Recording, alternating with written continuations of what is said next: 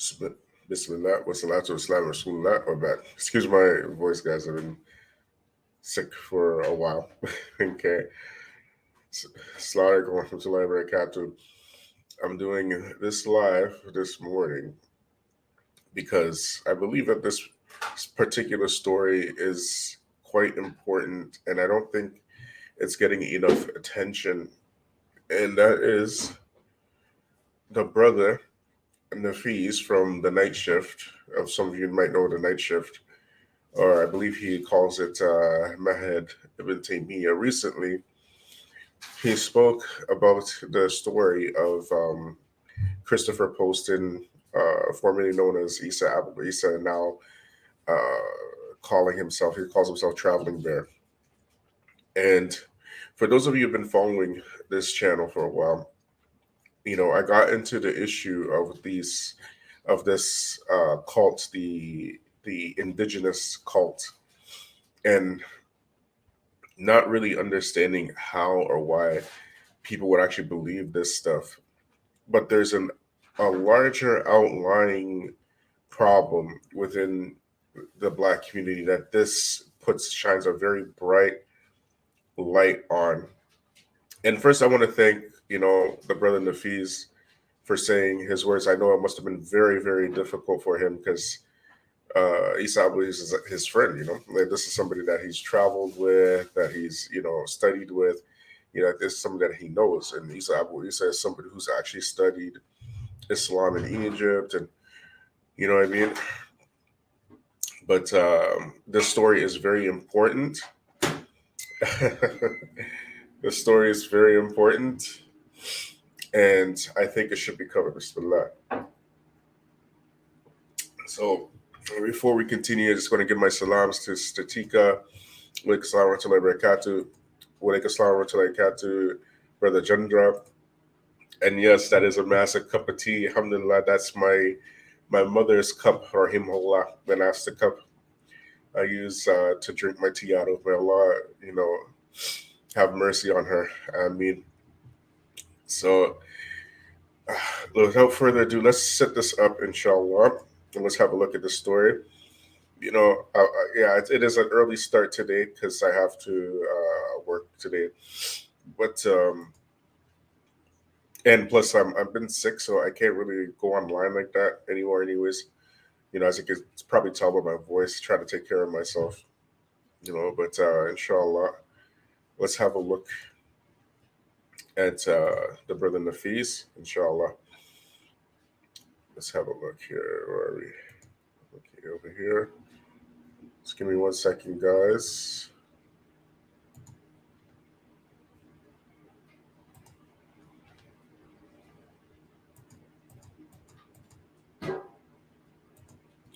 Let me set this up for you guys. Okay, inshallah.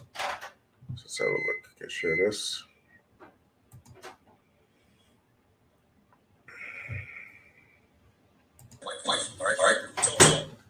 Let's go here.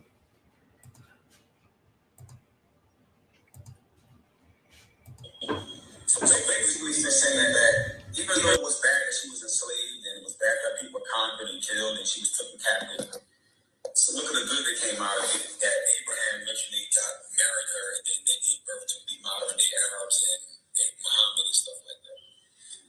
So, yeah, Hagar, that's her name, Hagar, right? So, I'm thinking to myself, Ucha T, Krista Ucha, Tamika. So basically saying that this had to happen for something good or something else to happen on the planet. So my question is that, before I get into this is why I'm doing this tonight. So you're telling me that God or Allah has to allow other people to be slaughtered and enslaved and killed for other stuff to happen? Why, if he's so great and powerful, why not just not have that happen at all? Nobody should be able to get killed or die or murdered for something else to happen. Like, if you're God, then just let that happen. She could have met Abraham without her ever being enslaved. You understand what I'm saying? Like, why would God have somebody get enslaved? Like you basically saying that America needed to be created, or the United States needed to be created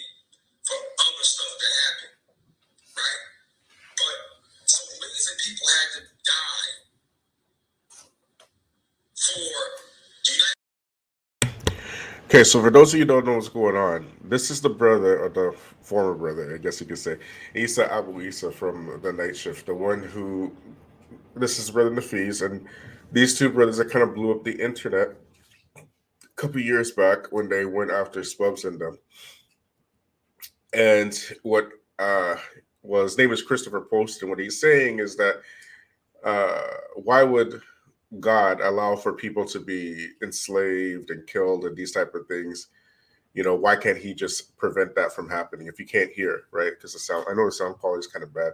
And he's mentioning the Prophet Muhammad sallallahu without actually saying sallallahu alaihi wasallam and these type of things, right? So let's continue. Exist for other stuff to happen. Why not just decree the stuff that happened without nobody dying? It don't, this psychologically don't add up. This is what I'm saying. People are in cults. What's the point of that God sits back and he watched that all happen? You know what I'm saying? Say God and Satan is the same thing. It's all the same thing. In fact, if you look at some of the Gnostic tales, Satan is just a son of God who was cast out. So that's all one family. If you go farther back than that, they also call it manifest destiny. Exactly. If you Google that, you find out that Okay, so if you didn't hear, he said God and Satan are the same thing, and now he's talking some agnostic doctrines. But we're gonna get into this, inshallah. Be patient. Sumeria and the Anunnaki and stuff like that. So that's a whole other. You go back farther, you go back. All these religions go back to one source in Sumer. And those. And this is important. He mentioned the Anunnaki. That's an important point right there. Okay, so let's keep going. Gods, all of it goes back to them. But yes, they call it manifest destiny. Okay, they believe that God gives them the right because to kill and invade and colonize other people because it's going to bring a greater good. You know what I'm saying? So it's narcissistic and it's bar. You guys right, baby girl. These concepts are very narcissistic and barbaric in a form of control. So you're basically saying that my people had to be colonized. We had to be fought for our land for other things to happen. No, we didn't. If your God is decreeing for people to die for something else to happen, then he's aggressive and a murderer. Because he doesn't have to do that. And don't tell me some wisdom behind it, some great wisdom, where he could just decree for the same thing that happened on the planet without nobody dying. But the fact that you believe that God set up in the clouds and said, okay, we're going to let the indigenous people in America go through hell starting from the 15th century and still up to the day going through hell because we need the world for other things that happen in the world to bring about a greater good. If I shot your son in the face right now and told you it's a greater good, you're not going to accept that. But they're going to say, no, what I did was wrong, but God decreed it because the son had to get shot in the face. And this here is another important point that Abu Eesa, he mentioned about if I shot your son in the face, right, you're not going to blame God. You're going to say that you did it. Right. But that's another important thing. But actually, the brother Nafis, he did an amazing response. And I'm going to leave the link in the description, inshallah. I'm going to leave the link. But I just wanted to cover these main points that Abu Eesa was mentioning. Yeah, I know it is hard to listen to. It's very difficult to listen to, right? But there's something larger at play that's happening here, and I want to address it because we already dealt with, kind of like the ridiculousness of the the whole indigenous cult thing. Like it's pretty silly, right? The whole indigenous cult, and I really don't understand how Muslims fall into that. To be honest, it's just weird, some weird stuff, right? But there's some points that I want to reiterate here. He mentioned about the Anunnaki, okay, and he mentioned that how all religions come from one source.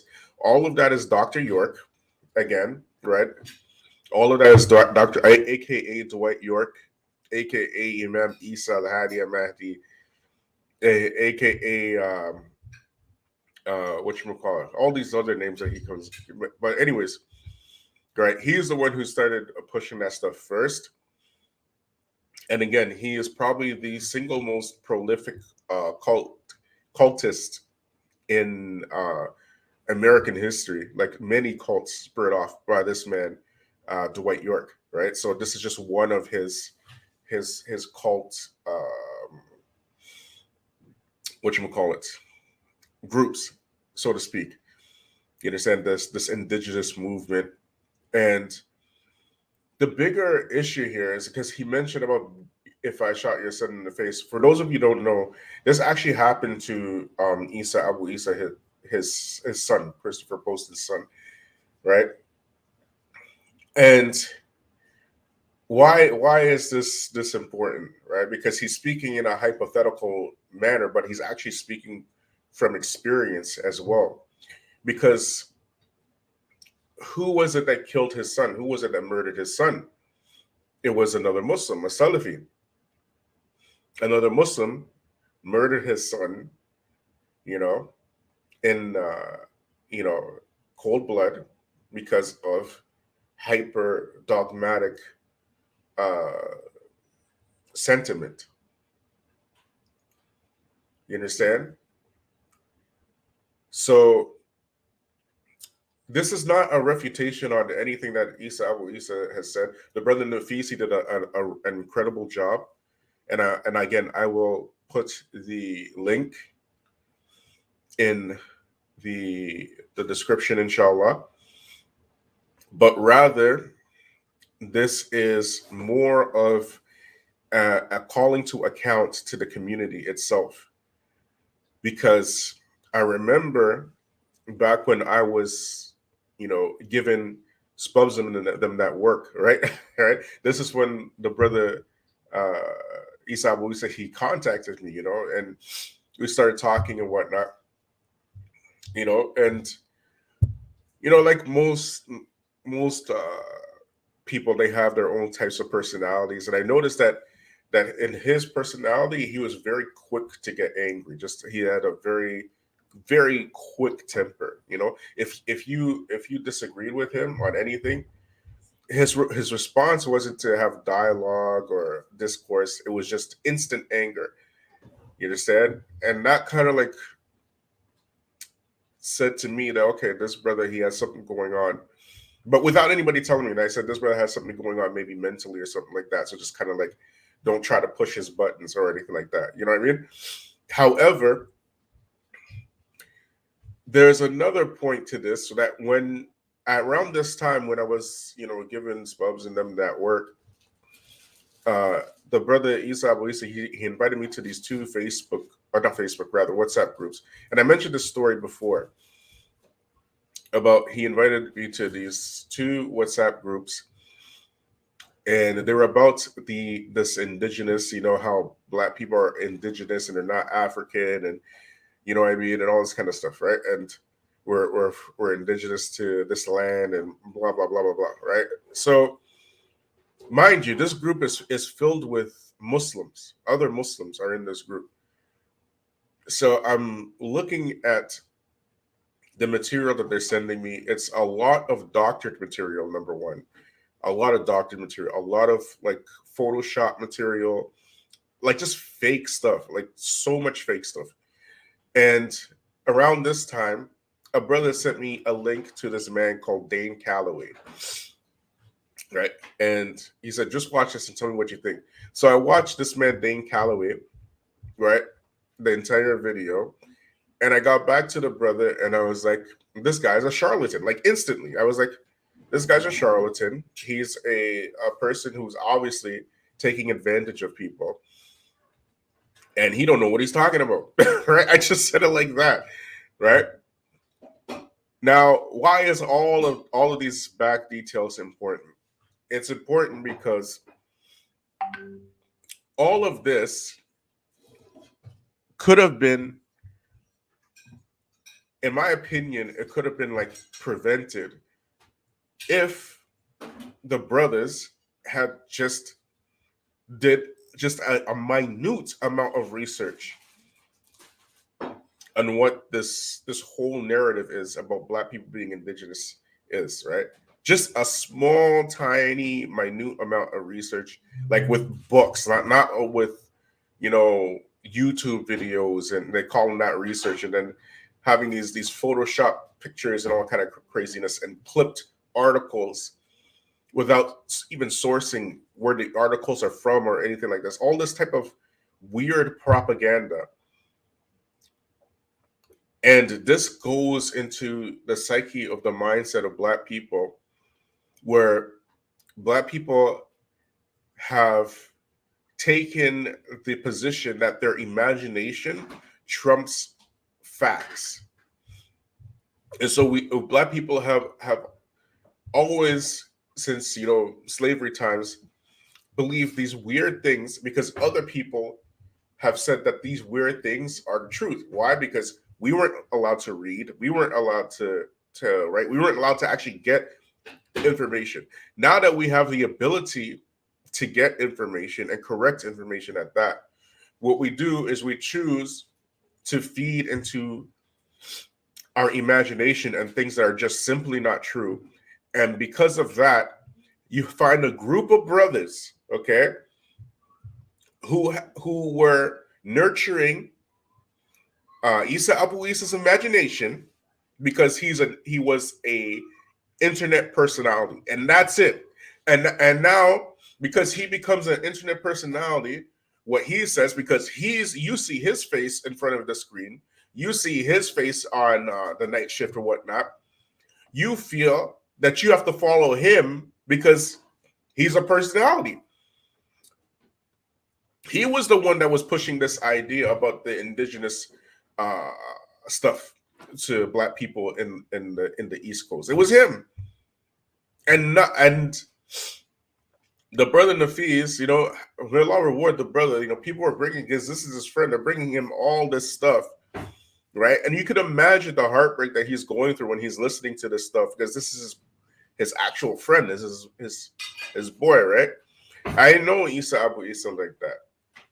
You feel me? But I wasn't trying to feed into his delusions as well, where you find Black people, they will feed into your delusions and at the same time call you brother, call you friend. These people who have fed into the delusions of Abu Eessa, every last one of them has to share responsibility of what happened to him. And yes, I know who you are because I was in that group. I was in that group. You know what I mean? We're not exposing people today, but when I was telling the brother that this was wrong, you know what was happening? Those brothers who were in that group, they sided with Eesa Abu Eessa, and they just started hurling epithets at me and insults and all that kind of stuff, right? And of course, I wasn't doing that because I could tell that there's something else going on here in terms of trauma, and you know what I mean? Because it's just the way that they were speaking. You know what I mean? Like I told the story before about one of the brothers in there said, "Who says that we're Black anyway?" And I said, "Who?" He goes like this in the group. He goes, "Who says that we're Black people anyway? Who even made that up? Like who even calls us Black?" And then I put in the group the Prophet Muhammad sallallahu, and that caused a huge argument from that. And in them times, you know, Eesa Abu Eessa was Muslim, right? And I said to them specifically that this line of thinking or this path that you're going down, it will eventually lead Muslims to leave Islam, and that's exactly what happened. You understand? But not even leave Islam, because if you leave Islam, of course, this is a bad thing in itself. But imagine leaving Islam, right, for some sort of ridiculous belief system like this. That shows the sign of the times and the condition that we're in. It shows the gravity of the situation. You understand?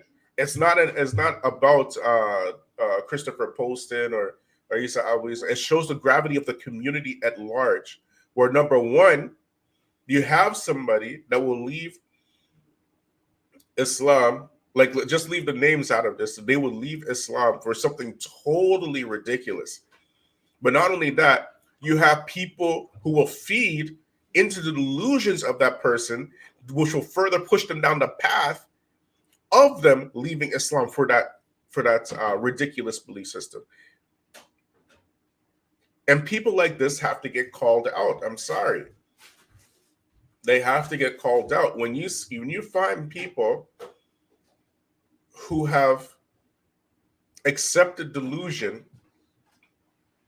and these types of strange beliefs, particularly in the Black community, because we have so many cults in our community and so many, as we say, Hotep hustlers and the Black church and all these people, these religious pimps who usurp the wealth out of the Black community, fill up their own coffers, and feed the minds of the people nonsense in order to sell dreams and pie in the sky and all kind of just weirdness. Now you have the brother talking about, why can't Allah stop from being enslaved, and people been from being enslaved, and people from being molested, and all this kind of stuff. And he's saying all this stuff that, that anybody who actually studies Islam, right? These are kind of like the first types of arguments that you deal with, because those are kind of emotional responses to the qadr. But when you have somebody who's been as traumatized as Eesa, these are not the types of people that you put in the front and give them popularity and clout. You don't put these types, like put them in those, because it's not fair to the individual. It's not fair to the people. People like this need help. They need help. They need counseling, and they need correct counseling. They need people around them that will tell them the truth and not fuel their delusions. Y'all feeling me? Y'all understand what I'm saying? So I want to go back to the video a little bit more. We'll have a look here. All right. Just give me 1 second, brothers and sisters.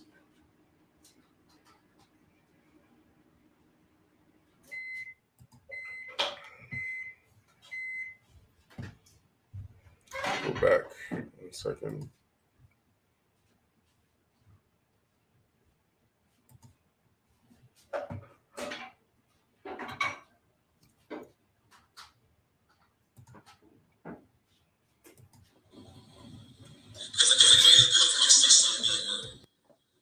Even though I'm a criminal, I'm going to jail. But God is the one that decreed it for me to shoot him in the face. So, did I do the act, or did God decree me to do the act? Because if God created my actions, created my intent, and wrote it for me, then I didn't have a choice to shoot your son in the face. So when I'm going to jail for something, I never have a choice to. You can lie. See, right there, when for those of you who don't know, Eesa Abu Eesa, when he's talking about why am I going to jail for shooting your son in the face of God decreed and all this kind of stuff, like it may sound like to the average listener that he's just talking like hypothetically, but no, he's actually speaking from a place of pain right now. He's speaking from a place of pain, because that's exactly what happened to his son, right? So the place that he's speaking from pain is from pain, and I'm guessing here that he's actually angry at Allah for what happened to him and his whole situation and his family. That's why he's speaking like this. You understand? You feel me? You see? So when somebody is in pain,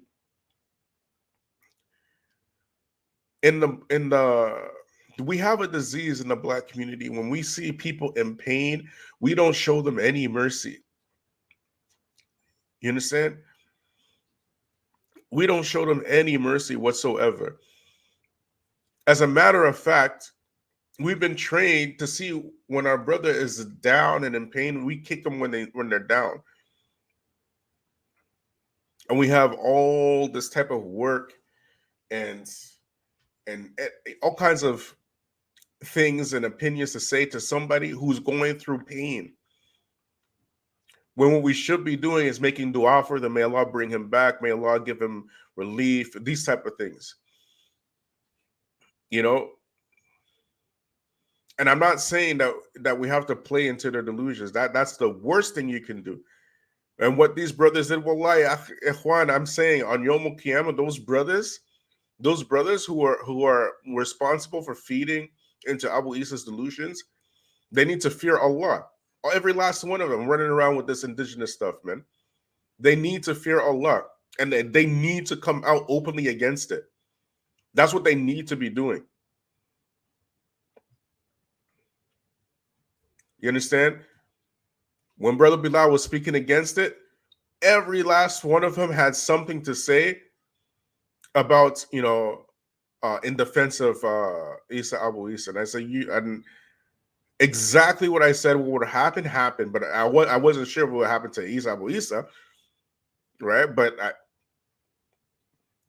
and believe me, even more people, as long as he has this type of platform, more people will leave Islam for this kind of stuff, because we have a lot of trauma in the Black community and very little mercy.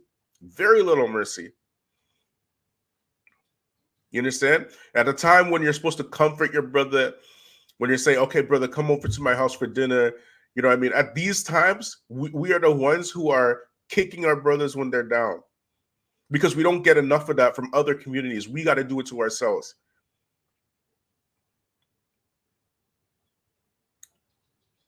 You feel me? Anyway, let's continue listening.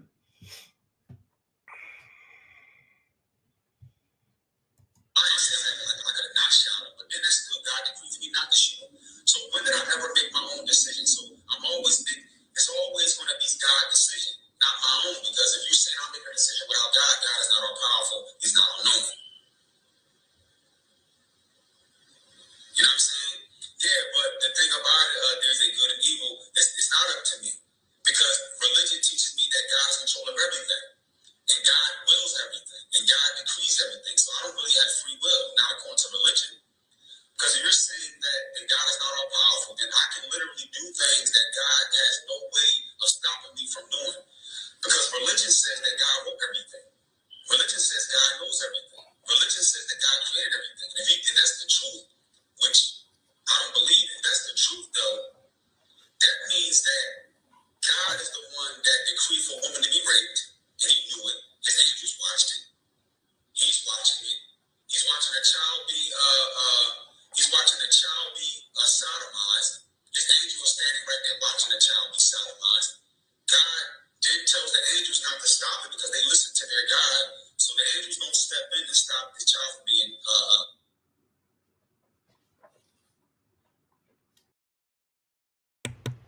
Yeah, this is very difficult to listen to. You understand? But again, a lot of the responsibility, in my opinion, of this happening goes directly on us, on the community itself. Because when people were telling you what was happening, what the community should have been doing was telling the brother to go get help, go get counseling, these type of things. And there were more brothers, okay, to be in all fairness, there were brothers telling Eesa Abu Isa to do that. In all fairness, we have to be just. You understand? But the worst thing that she could have done was to fuel his delusions and then accept it as the truth and then spread it and invite people to it, which is exactly what happened. Barakallah Fiq, Brother Waleed, Mujahid, Hayakumullah, may Allah multiply it for you 1,000-fold and give you Jannatul Firdaus, Aamin, and forgive you for your sins. Everybody say Aamin, Aamin. So, on a wider communal scale, we have so many people like this in our community that we have to be a lot more intelligent and merciful when dealing with people. And I know it's difficult. And for sure it's difficult. It's difficult to deal with somebody with mercy when they're hostile. Because as I mentioned, like Eesa Abu Eesa, he seemed to be very aggressive and hostile, especially if you disagree with him. Right? Especially if you disagree with him. Just something came out of him, you know what I mean? And instead of discussing the situation and trying to arrive at the truth or whatever, and this is something that's typical in the Black community, is that, okay, you have a position. Okay, what you should be doing is trying to either defend your position or leave the conversation, right, until somebody else to come and defend your position. Excuse me, or concede your position. But hurling insults and epithets is not a defense of anything. Just because you believe something, it doesn't necessarily make your belief true. If you are firm on your belief, then you should be able to defend your position with the facts, right? This is what civil discourse is. You understand? Even Allah says in the Quran, it says to argue with them with the best of manners. You understand? Let's come to agreement of something that we can agree. Let's come together on something that we can agree. These are things from the Quran, how to debate and how to, basically, argue with people. How do you do it? So now you get told some stuff, some brand new stuff. You believe it, you publicize it. It might be wrong. It might be wrong. And what happens is that human psychology is such that if you say something wrong in public, your natural inclination in human psychology is to double down on that thing that you said wrong in public. That's the natural inclination. Why? Because you said something in public, but you don't want to feel the embarrassment of being mistaken or having to take something back. But where in Islam, it's the opposite. If you say something wrong in public or in private, you must make tawbah. You understand? You have to seek forgiveness if you say something wrong in public or in private. What's happening here is that we have a situation where people are coming with receipts and how wrong you are. And not only you're doubling down, tripling down, but this type of aggressive anti-social behavior, it spreads because you are the kind of the focal point of pushing this stuff, and people are following you not because you're on the truth or you found something new. The people are following you because you're in the limelight. And you can imagine if Eesa Abu Eesa was in the limelight, then you could imagine how many of these duat types are in the limelight with similar types of trauma or types of psychological things going on, right? And they are in the front making dawah to people. And you're following them and you don't know them. All you see is a personality in front of you. And not only that, but the people in the background know that this person has this personality quirk or this psychological quirk, and they still push them. Case in point, whatchamacallit? Adani Hakikachu. I'm never gonna let you guys forget that one. Never gonna let you guys forget that one. This guy's a white supremacist, right? Muslim, right? White supremacist, alt-right. And Salafis are pushing this dude. Salafis, knowing full and well what he believes, knowing full and well that his Akida teachers are Ashri Maturidi Sufis, knowing full and well that he has these jihadi type inclinations and his Batahari praises, all this stuff. And Salafis are inviting him to their platforms. And they know all this stuff. You feel me? So the whole point I mean, that's a kind of like a side issue, just to give you an example that yes, there are people in the background that know that these people have these types of personality quirks, and they don't say anything. You know, but this right here is so sad. It's so sad, and what the community needs, particularly the Black community and the brown community, they need a hell of a lot more mercy and understanding for each other, and a lot less vitriol and hatred and just going back and forth, like all this argumentation on social media, and all this craziness has happened. And even if you quit social media, you'd be doing the entire Black community a favor. Trust me. If you threw out your cell phones today, you would be a part of the upliftment of the Black community just by doing that one action. Just believe me, trust me on that. You understand? You have no friends on earth, okay, except for what you would call it, whoever Allah wills. You feel me? But anyways, Ikhwan, Jazakumullah khair. Thanks for joining me this early morning. The main just or the more actually, let's play a little bit more of this video because I want to hear some of the fees, and then we'll call it quits, inshallah. Let me play this 1 second. Get this playing here.